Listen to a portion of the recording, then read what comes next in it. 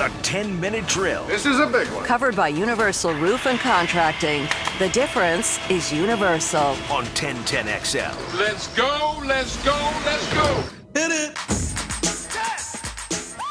All right, we're back here on the drill. It's Catlin Shark Accessories Tuesday in town now for the 10-minute drill. Let's hit some of the headlines from the sports world and other stuff. Now, typically at the end of this segment, we'll give you a chance to take home something for free. But today I will make you earn it. We'll play Whether or Not a little bit later this morning. Stay tuned. It's backed by just, a fan revolt, an uprising of wanting some Whether or Not today. It's shocking the bags of letters that pour into the front desk. I will deliver it for you. Because the people clamoring for Whether or Not, they're old school. They send letters. I will tell you today, Whether or Not today is going to be an odd one. I don't want to give you any more hints than that. We're going I don't want people to go study. Although study today won't help us much. I guess the point I'm saying, the temperatures are awfully the same all across the country. In other words, Jacksonville and Portland or Chicago and Houston, everything's the same today. So good luck. Oh, that's a warning to you Googans. Jeff, starting it off, kind of surprising yesterday, a handful of Major League Baseball players announced that they're going to just take a pass on this 2020 season. It's not huge names, but it's some fairly, big names. Ian Desmond with the Rockies, Ryan Zimmerman with the Nats, a couple big names who are going to take a pass on 2020. No one testing positive, but they're all citing kind of health and safety concerns. They're supposed to report for training camp no later than tomorrow. So do you think we'll see any more names come along, or will this be it? Well, I couldn't tell you for sure. I would think, though, there will be some that will become empowered, who would rather not go play right now, that will be empowered by some of these reactions. But I think this will be – I don't think Ryan Zimmerman loves his family any more than any other baseball player. Okay? So I think that part of this is going to be driven by what your financial situation is. If you've made $140 million in your career, in your mid-30s, you got 3 kids at home, that's a different decision than if you don't have all those things. If you are younger, if you're more, caution to the wind period of your life. So I hesitate to apply, love of the game to any and all of these decisions. That's probably not fair to just put one blanket of this guy loves the game and this guy doesn't based on whether or not they opt in or out of the shortened baseball season. And one thing is definitely for sure what Beef just said, no one of any significance has opted not to play baseball. No one that will play any part at all in anyone winning a world championship this year opted out. You could argue Zimmerman a bit because he did play a role for the Nats last year, but he was far from the featured role. Ian Desmond's Colorado Rockies team, with all due respect and hopes for our buddy Daniel Murphy, isn't exactly a favorite to win the World Series either. So, but to your point, now that there have at least publicly been some name players decide to do that, I imagine some would follow suit, yeah. Meanwhile, the association, everybody getting ready to head to Orlando, except the Brooklyn Nets, who might as well pack it in. But a name we've had a sneeze on deck. That's the worst feeling, where it's just like right there. A guy who for some reason has the king's ear, it seems. J.R. Smith is back in the fold with LeBron James. Didn't J.R. Smith just flat out blow like game 1 of the finals last time out? They were shooting free throws. And he called timeout? He did not call timeout because he thought they made both and they had the lead, so he's just running out the clock. And LeBron's like, what are you doing? Yeah, that's right. Ran out. That's what happens when you smoke. We literally smoke a joint at halftime. And it's not like J.R. Smith has had a quiet year away from hoops. Wasn't he arrested for beating up someone or something? I don't think he got arrested, but during all the kind of upheaval in Los Angeles, somebody was breaking into his truck, and that guy got his ass beat by J.R. Smith. Yeah, I wouldn't want to mess with J.R. Smith. Of all the little, and I say little, by NBA standards. Right. Yeah, J.R. Smith, I got no beef. J.R. Smith, 6'6", 225. Yeah, I got no beef with you, Fred. He's not little to us mortals. No, that's correct. Yeah. That's a large. Maybe little by to LeBron. But, yeah, it's clear that J.R. Smith is one of LeBron's boys, for sure. Mike Miller was one of LeBron's boys. UD has him, even though he didn't follow him other places. Right. They had that guy. Who was the other guy who was one of LeBron's boys? It was the kid from the University of Miami. Yeah. Who am I talking about? I know you're kind of like a wing, a small forward wing. Not a great player, but probably won 5 rings with LeBron. What was? Oh gosh. Yeah. James Jones. Yes. James Jones from the U also played a lot of ball with LeBron through the years. Speaking of hoops, a guy who certainly hopes to be LeBron-esque, although it's a name I think a lot of us don't hear a lot about. I don't know why, but Emoni Bates is described by some as a, quote, generational talent. He's the number 1 prospect for next year's crop, 2022. He committed yesterday to Michigan State, although most suspect when the NBA's CBA comes around, he'll just end up going pro. But for the time being, he's at least attached to East Lansing and Tom Izzo. Well,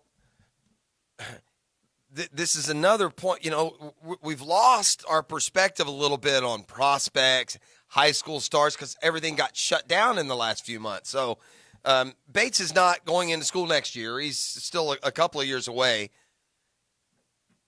But he's considered the best freshman prospect since LeBron James.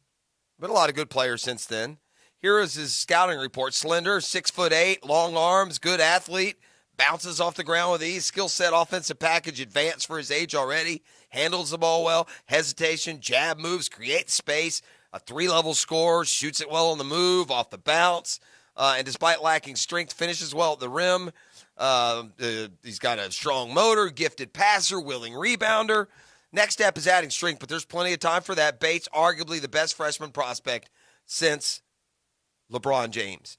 He's the only, and this includes LeBron, he's the only sophomore to ever win Gatorade's National Player of the Year. He did that earlier this year. He still has 2 more years of college. That's impressive, man. Or high school. He says, though, like, he's such a high prospect that colleges just stopped recruiting him. Right. Assuming that Correct. the NBA's deal will be switched and high school players will be allowed to go pro and he will jump. He's from Michigan, Ypsilanti, Michigan. So Michigan State makes a sense, and Tom Izzo and the Spartans have stayed with him. So if he does end up playing 1 year of college basketball, he's the number 1 recruit in the class of 2022. But unless things change in the NBA, he will play at least 1 year there because he's especially young too. Turned 16-year-olds in January. So even if he were to reclassify to 2021 a year early, he won't turn 19 yet. So that's the league's minimum age to be drafted until 2023. So, I mean, if you're Michigan State, you cross your fingers and you hope you get 1 year of this kid, and 1 year of this kid may be a year you win it all. By the way, I'm also looking at this. You know how when you look at a prospect on a recruiting board, it gives like the stars and then it gives his grade. And even if it's a 5-star, if it's a really, really good player, the grade will be like 0.998 or 0.99. This guy has a perfect rating. 1,000, 1.0000. 5 stars. I've never seen that. So, I mean, Adam Silver said last May of 19, that the end of the one and done rule was still, quote, a few years away. But, but he says it's coming. It's the one and doneers is going to be over very soon. So maybe a 50-50 chance that the kid plays at Michigan State. But you know what? It's a feather in the cap. It's a great promotional vehicle for Michigan State regardless. Just the fact that he committed to them is I think a relevant news item. It can't hurt you in recruiting, to say you've got the best guy for in sure the world. Jeff, from the NFL side, obviously everybody's had reactions to Cam Newton signing with the New England Patriots on an incentive-laden 1-year deal. How much does that boost both sides' stocks? Newton now skyrocketing into the top 10 of the NFL MVP odds.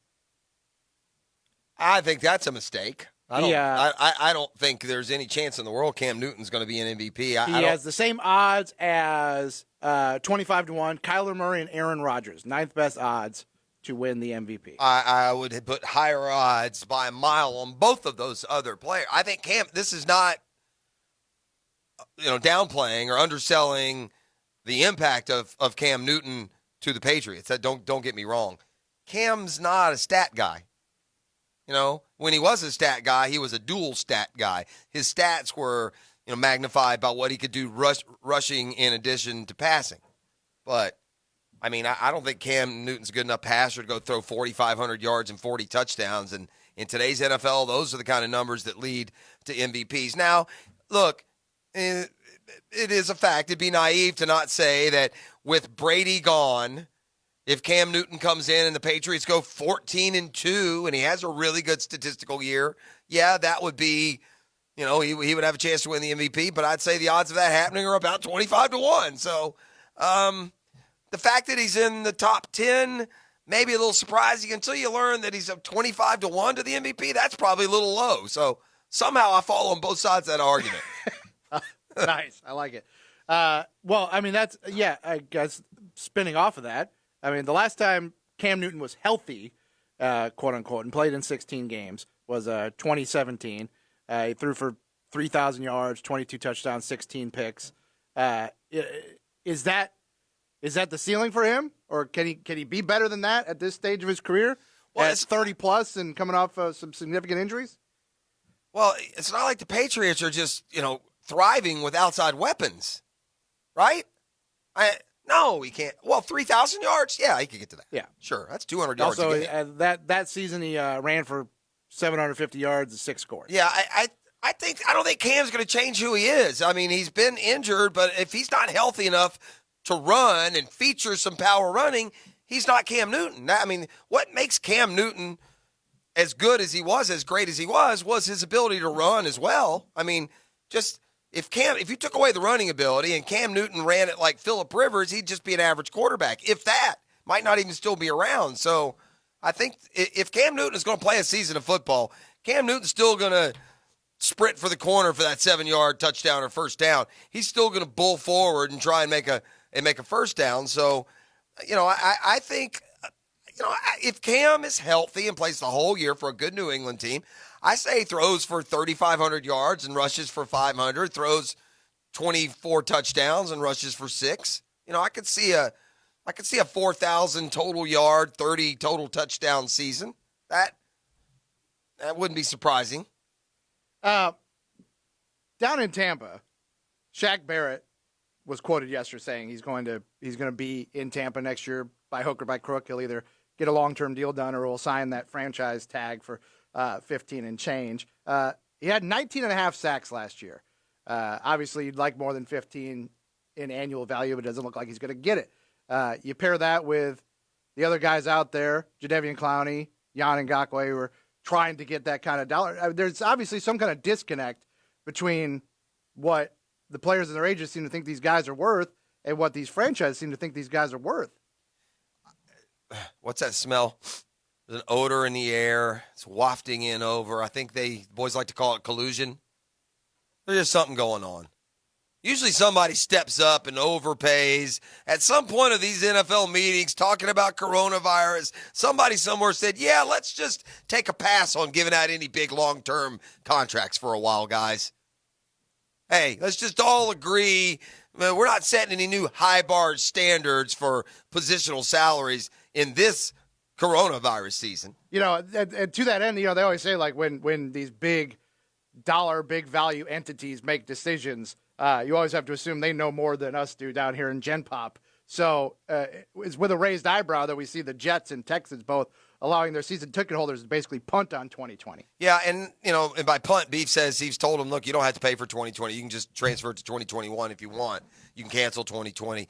But that could be as much a sign that they're expecting to play without fans or with limited fans as it would be a sign that they're planning on not playing. I would say right now, I don't think there are back channel plans right now for baseball, football, and basketball and hockey to not play. I don't think that. I still think they're trying desperately to get whatever they can out of these sports seasons, fans or no fans. There's always the TV deal, and there's always an obligation to your fan. America loves sports, man. We're a nation of sports fans. Going to, I can remember having this argument with TV news directors. Because forever they would downsize sports. They would diminish us. They would tell us that people can find our information other places. It's just the typical, sports are less important than somehow weather, right? So I would use this as my argument, and I mean this, and this stood out to me when I was younger. Back when newspapers were a thing. Remember back in the day when newspapers were a thing? Like if you went to the airport, there'd be 6 or 8 newspapers laying around that people had read. And if you had a long flight, you'd buy 2 or 3 of them. Correct. Or if you went into like a McDonald's, next to where you discarded the food, they would have a place where people would leave the newspapers that they had read. Like newspapers used to be a thing. And I tell my news director, I say, all right, look, before you cut my time another 30 seconds tonight, when you get off work today, I want you to stop at the Burger King on the way home, and I want you to go over to the newspaper section. And you know what you'll find? You'll find the Metro section. You'll find the front page section. You'll find the weather and the comics and the lifestyle. You won't find the sports page. Hey, take that with them, boy. I'm sure there are a lot of people like me that have bought a lot of newspapers in their life for one reason. Grab the sports section out of it and dump the rest of the paper right there on top of the trash bin. So sports are important, and it's important to keep those fans, right? And so I know that there's an effort, especially on behalf of the professional sports, to serve the fan base, because you're going to need that. That regeneration of the fan base is going to have to be an ongoing process forever. Oh, You did it, man. all right. I'm proud of you. Thank you, man. I really, really prepared for that. Pat Dooley coming up, top of the hour, 8 o'clock. When we come back on the other side, a story that I only wish Dan Hicken were here to go over with him. There's a story not breaking in the sports world, but we're looking back on LeBron James' decision 10 years ago. And, Oh, buddy. And most of the, focus has been on how the decision came about, and then his ultimate career in Miami. But a sidebar has emerged that I only wish Dan Hicken were here on the other side of the table to take his proper beating for. That and more next on a Catlin Junk Accessories Tuesday.